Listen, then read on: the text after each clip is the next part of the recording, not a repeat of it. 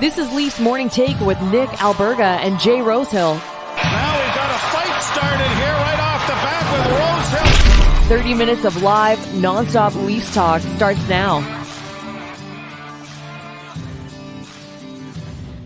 All right, presented by Botano. It's the Tuesday edition of Leafs Morning Take. Nick Alberga and Jay Rosehill with you. Larry O.B. in the building last night. The Denver Nuggets winning their first ever title, and Nikola Jokic really didn't care. But Stanley will be in the building on Tuesday night. But I always laugh, Rosie, the fact that when teams not in the NHL win a championship, the owner gets the trophy first. Does it make any sense to you, bud?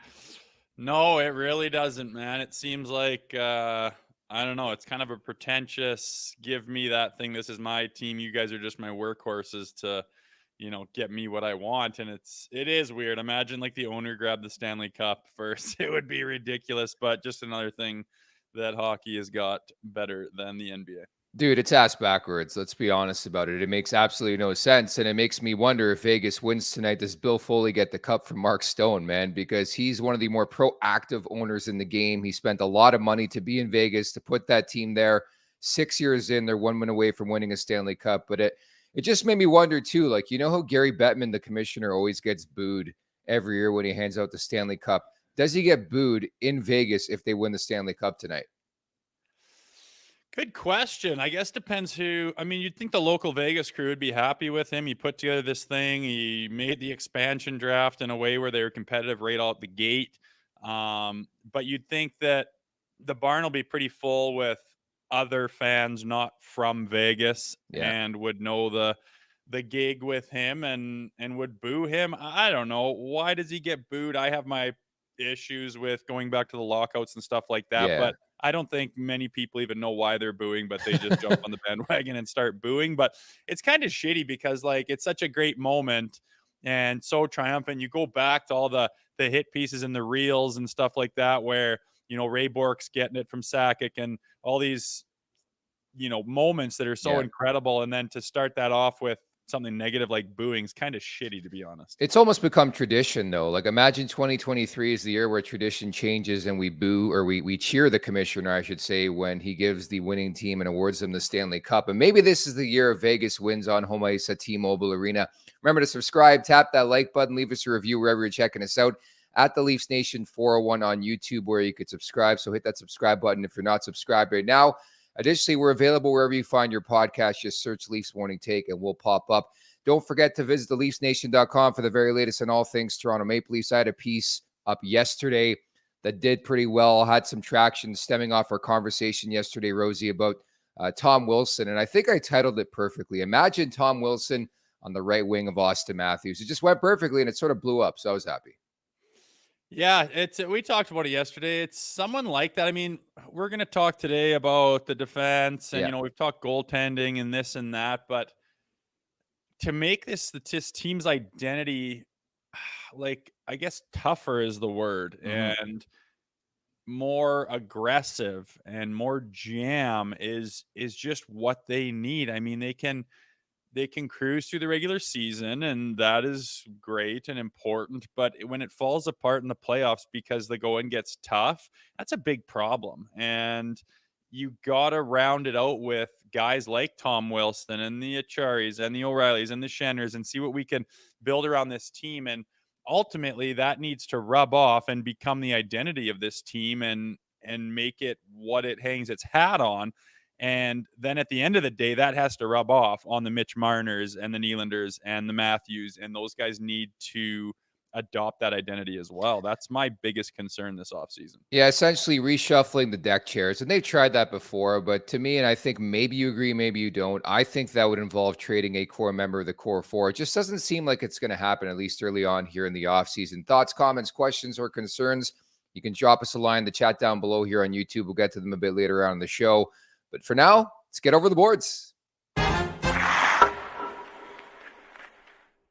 Feeling good today. I'm wearing the shirt way back when in 2018. I was at the Stanley Cup Final, witnessed the Washington Capitals, and they defeated, I believe, the Vegas Golden Knights. I think I watched the first two games of that series, Game 1 and Game 2, T-Mobile Arena. Of course, Washington goes on to win the Stanley Cup.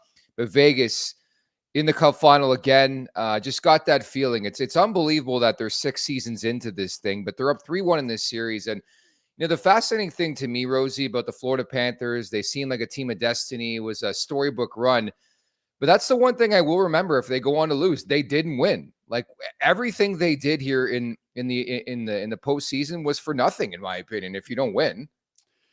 Oh, agreed, man. I mean, the ultimate disappointment, I believe, is getting to the finals and not getting it done because you're so close and you think you have it. And that team did seem like they were special. And I mean, you go back to round one, knocking off the Boston Bruins. I mean, what an epic collapse in the postseason that is for the Boston Bruins to have one of the best records and then albeit one of the best teams in history, and to just get clunked off in the first round. You would think that team should go on to win it all, and then they don't even do that. It kind of an extra jab at the failure of the Boston Bruins this year. And I can only imagine that if the Toronto Maple Leafs had a season like that where they're just, okay, you are destined to win the Stanley Cup this year. You have the best team in the world. Nothing can stop you. Then you get knocked off by a team. Then they don't even potentially win the Stanley Cup. It's a tough look, and for both teams. And it's like you say, a team of destiny. It seemed like they were going to go do some special things, but they ran into this Vegas team that just flat out outplayed them in the finals. I know it's not over yet, but in my mind, that Vegas team is winning the Stanley Cup. If it happens tonight, that's where my money is. But if it doesn't happen tonight, I think they will get it done. And they're just outperformed that team of Florida's in the finals. They didn't have that mojo that they had throughout the rest of the playoffs. The NBA Finals was a dud. The Stanley Cup Final has been an absolute dud, specifically in this country. And I want to settle something first and foremost. People bitching about who's in the Stanley Cup Final, you make no sense.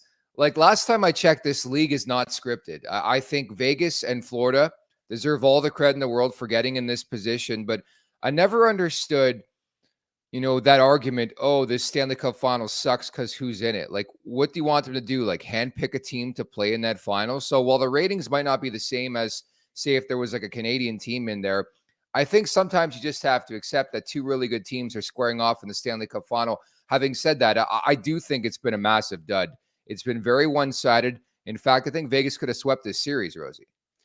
Yeah, it was looking like they could. Again, they just don't. The Florida doesn't have the jam, and hats off to Vegas as well. They have a very deep, very well-rounded, very big team that is just ripping through the playoffs. And I mean, I will say that I think they had an easier path going through the Western Conference to get to the finals. Yeah. But at the end of the day, you're going to get the best of the best in the East, and it looked like that was an unstoppable team in the Florida Panthers. But again, that layover that they had from the conference finals to the finals was so long, and just that's one of those things that you got to think about when you have a big layover in between series is to wonder if it's too long of a series. Are we going to lose our momentum? Are we going to flatten off? And Bobrovsky did, some of their big boys did. That magic that they had throughout the whole, Eastern run was just gone when they got to the finals and faced this Vegas team. It doesn't look like it's going to happen. But you know what? After all this chatting, imagine they find fire and Bobber shuts the door and like crazy things happen and they take it to Vegas. I mean, that's the best thing that could happen to this series is get life breathed into it by something happening on Florida's end. Yeah, you just never know. Matthew Tkachuk at this point, as we have this conversation at 11:10 a.m. Eastern on Tuesday, it's undecided. Doesn't know, like nobody knows if this guy's going to play. Matthew Tkachuk is the engine that runs that team. Barkov's been struggling in this series. Sam Bennett, Sam Reinhart, like the list goes on and on. I just don't foresee a scenario where this even goes to a game 6 in Sunrise. Again, stranger things have happened. If there's a Stanley Cup playoffs where the unpredictable happens, it's probably this one. But the Panthers are up against it. There's no doubt about it. And we'll see what happens tonight in Vegas. Let's get to the Leafs conversation now. And I think the curious thing about this, if Stanley is handed out tonight, that's like what, a 15-day break between, the cup going out and the next major, milestone or thing for the NHL. And that's the draft coming up in Nashville in a couple of weeks. So with that in mind, I think the trade market's going to pick up big time. It already has. We saw Columbus get busy last week with 2 massive acquisitions. I just wonder if the Leafs should prioritize grabbing a defenseman. I think you look at the MO and the track record of a guy like Brad Treliving, especially in Calgary, loves to build his back end. So I think that's the first place you look, Rosie. Yeah, there's a chance that he does do that. I mean, it was nice to see Morgan Riley step up in the playoffs there, and you can kind of get someone to complement him. I think that there's a chance if they do get kind of a big boy off the free market or do some kind of a trade that they could have a really well-rounded decor for the first time in a while. We're looking at Luke Shen re-signing, and he's a type of player that I think they need on the back end. And if they can just kind of fill the holes and put those pieces together, and I do agree that a top 4 D-man would really kind of, you step back and look at this and say, okay, we've got ourselves a core here that is pretty solid. We've got all our bases covered, and who that guy is will be interesting to see and watch, and if they can actually get something done and really solidify the back end. And then, Brad Treliving can kind of check a box and move on to other things and know that he's got that covered. And obviously an important piece of winning in the playoffs is that back end.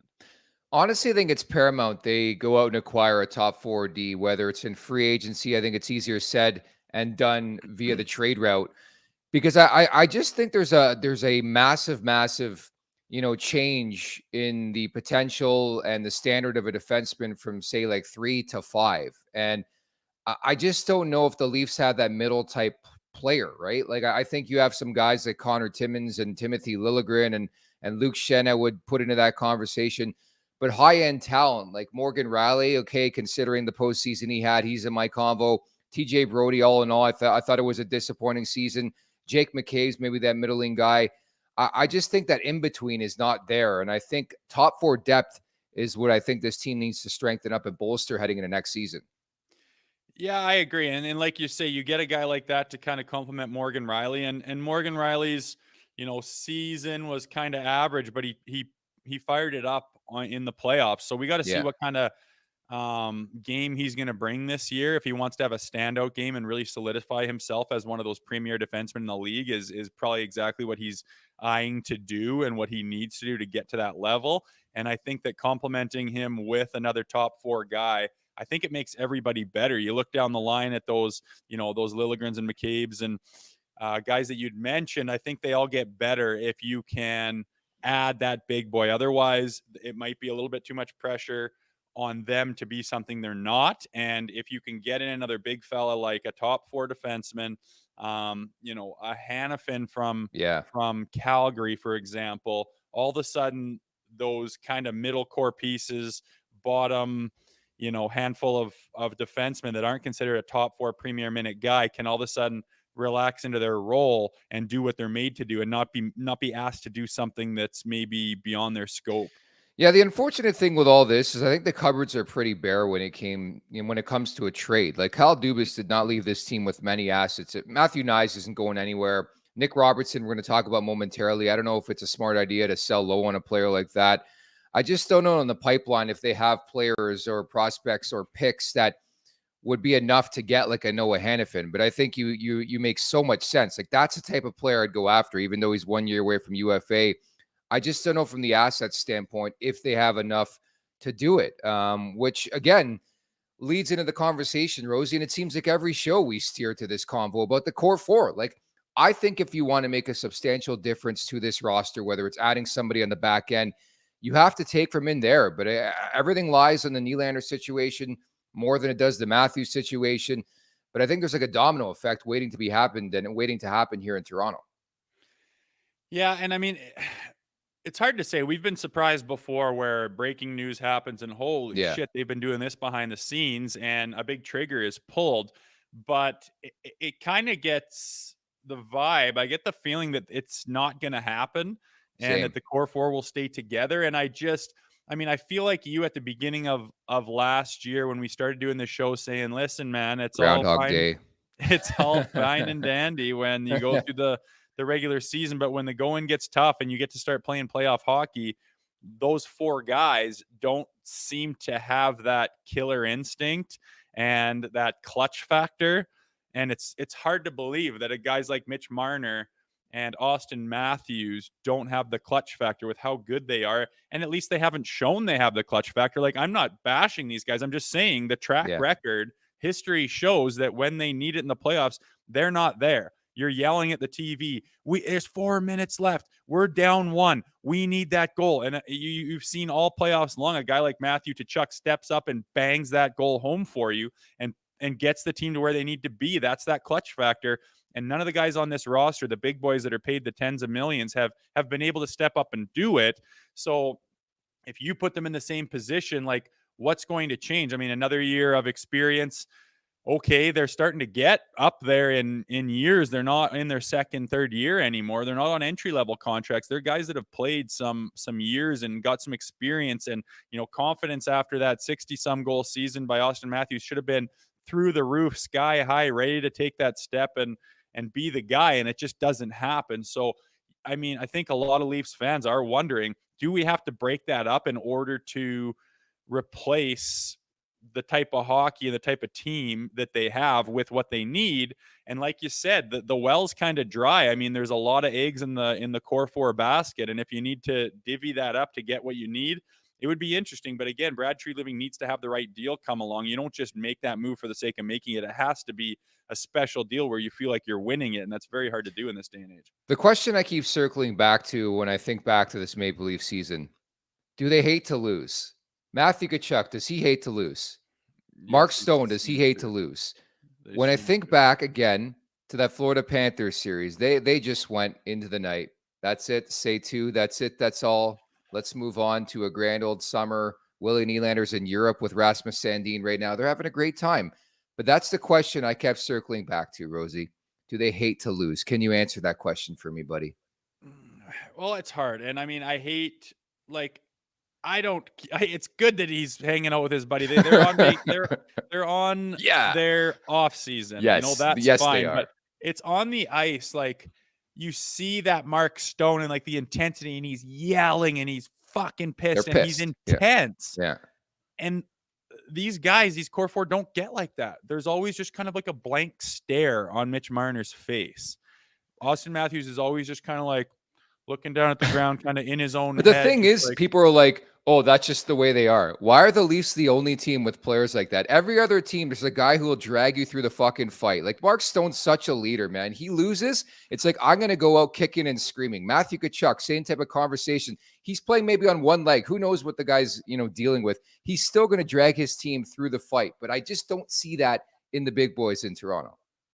And I don't either. And I don't like to be the negative guy to drag them through the mud and to be that typical Leaf fan that just bags on them all the time. But they are not getting it done. And why is that? I mean, it's our job to talk about that. I got nothing against these guys personally, but pictures tell 1,000 words. And when you look at the television and see them and their body language and their facial expressions, and then ultimately their actions out there during the hockey game, it's not indicative of a guy who will do anything to win, who's not scared of anything. It's like you literally watch them stay on the perimeter and not go get that 50-50 puck because it drizzled into a corner with a big D-man. They'll kind of like box up and like try to knock one out of the air. And it's just those little things that you don't see out of Stanley Cup champions. Stanley Cup champions are that Mark Stone type of guy where I don't know if pissed off is the right description, but they look like they're very, very intense. They play angry. And they're not going to accept anything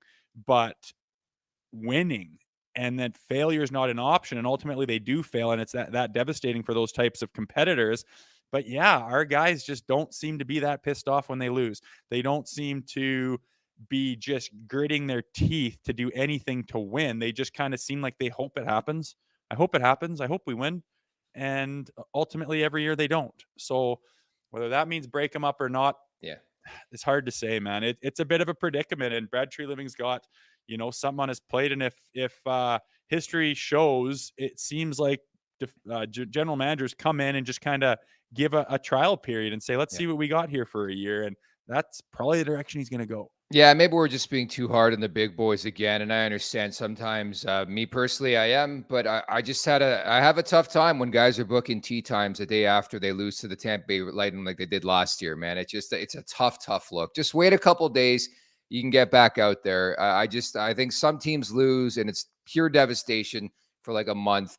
For the record, Luke Shen hates to lose. Ryan O'Reilly hates to lose. There are players like that who have donned the Maple Leaf the last couple of years. I'm not saying the whole team.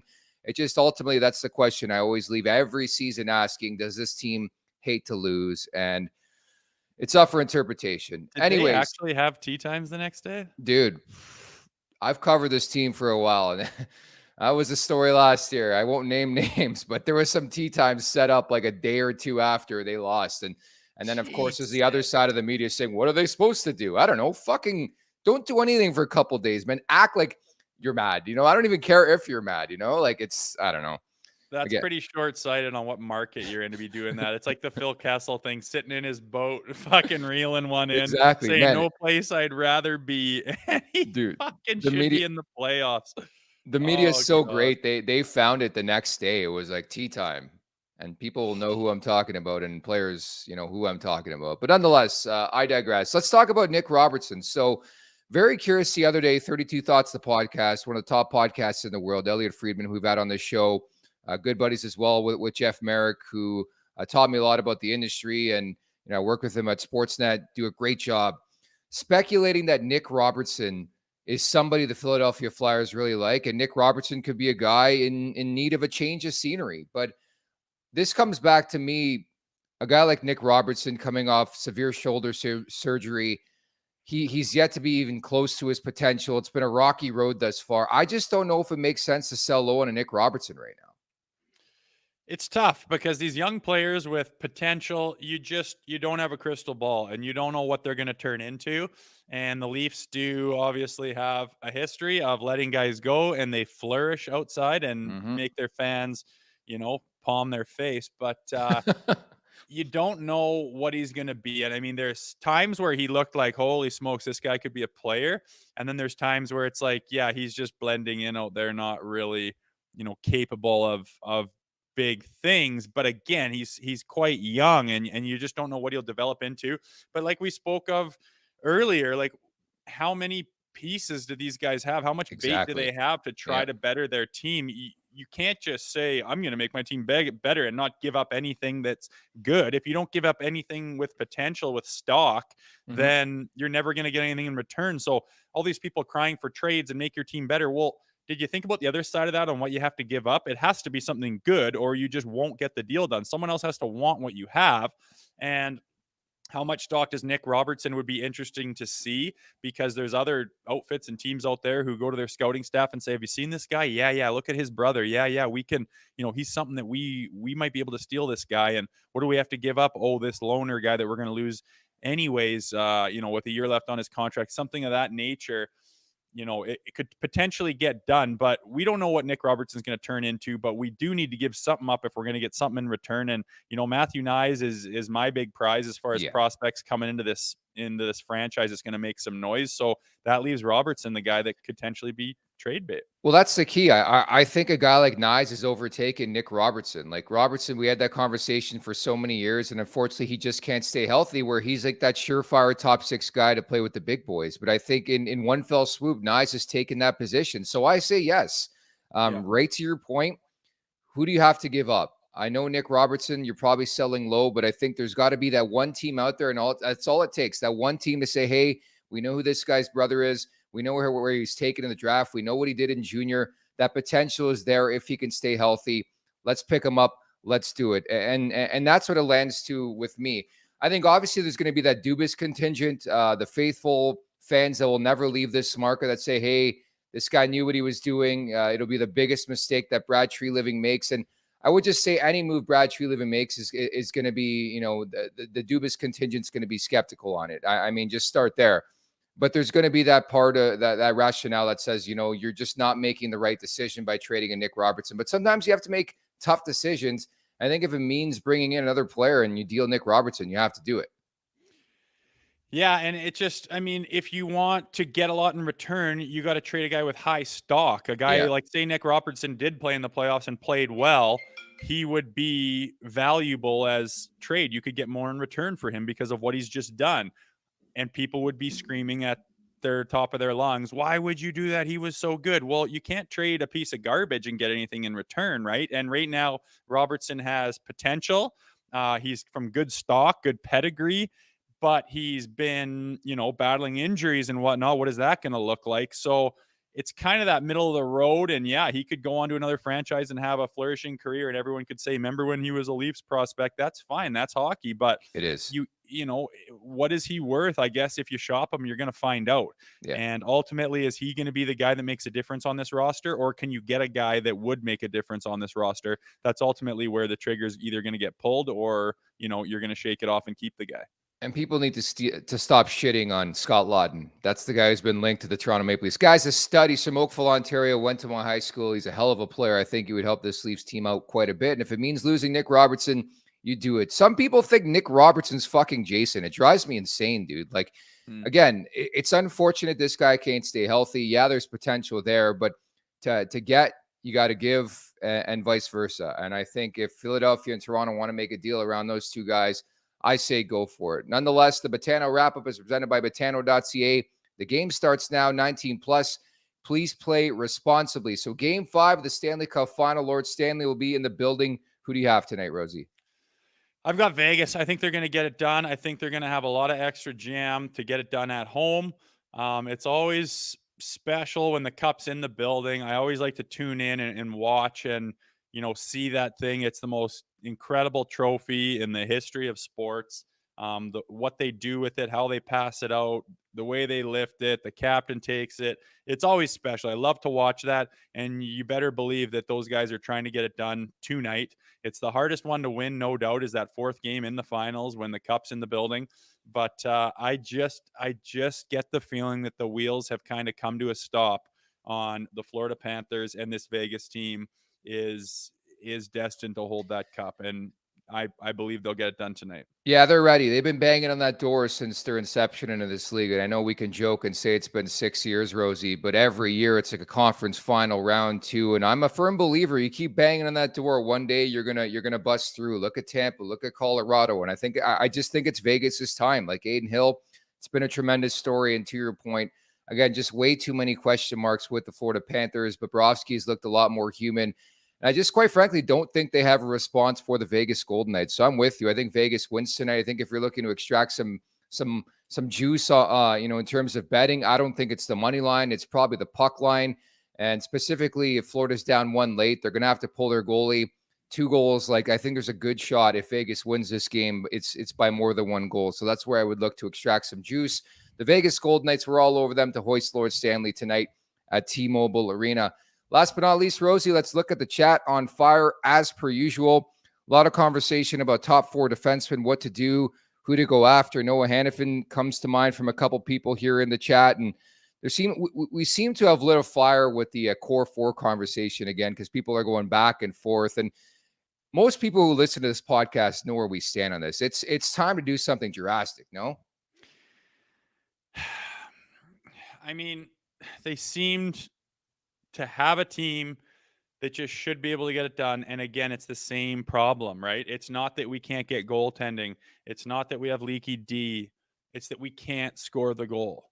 The guys that are paid the most money, the franchise guys with their face all over anything that is Maple Leafs, have trouble doing their job when they're called, when it's do or die. And that's that clutch factor. That is that killer instinct. And when, inevitably, if you're going to make a run to the Stanley Cup, you're going to be put in a position where you're down a goal with a couple minutes left.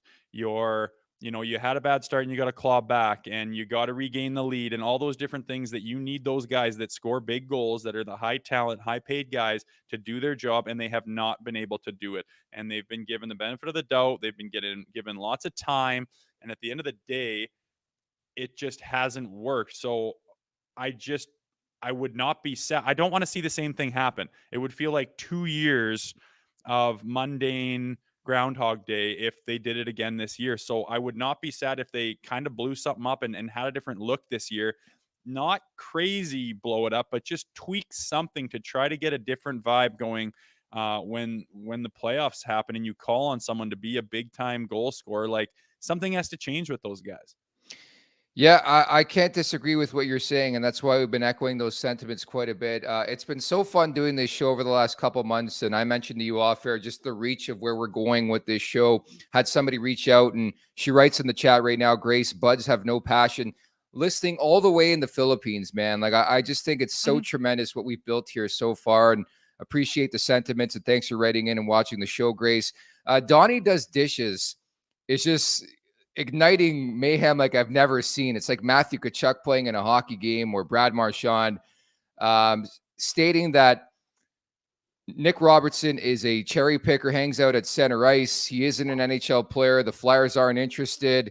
He's bringing the heat, all right. Robertson couldn't carry Nyes' skates. Donnie Does Dishes is on fire in the chat today, Rosie. Your response to all this, because people are going ham about him. I don't know if I would say that, but if you had to pick a team and you were left with Robertson and Nyes, I know what my answer would be, and it's not really even close. I think that guy, Matthew Nyes, has got big time pedigree. I think he's going to be a big time player for a long time, and Nick Robertson could go either way, to be honest with you. He could become a big time player, or he could fizzle out, and up to this point, he hasn't shown anybody his hand which way or the other what he's going to be. And again, battling injuries is never a good thing either, but the potential is there, and that's why I think we've talked about him having some value on the market. Yeah, definitely. And that's the fascinating thing about this all, is like what transpires over the next couple of weeks. So again, we're going to keep tabs on this. Thank you to everybody in the chat bringing the heat. Again, it's going to get hotter and hotter as we get closer to the NHL draft in Nashville. Free agency, the turnover is going to be really, really quick. So make sure you keep it locked here and keep the fights going in the chat at the Leafs Nation 401, where you could subscribe, chime in on a daily basis. Again, that's Jay Rosehill. I'm Nick Alberga. Many thanks to producer Aaron, everybody in the chat, and we'll talk on Wednesday. Maybe we're talking about a cup winner here. Yeah.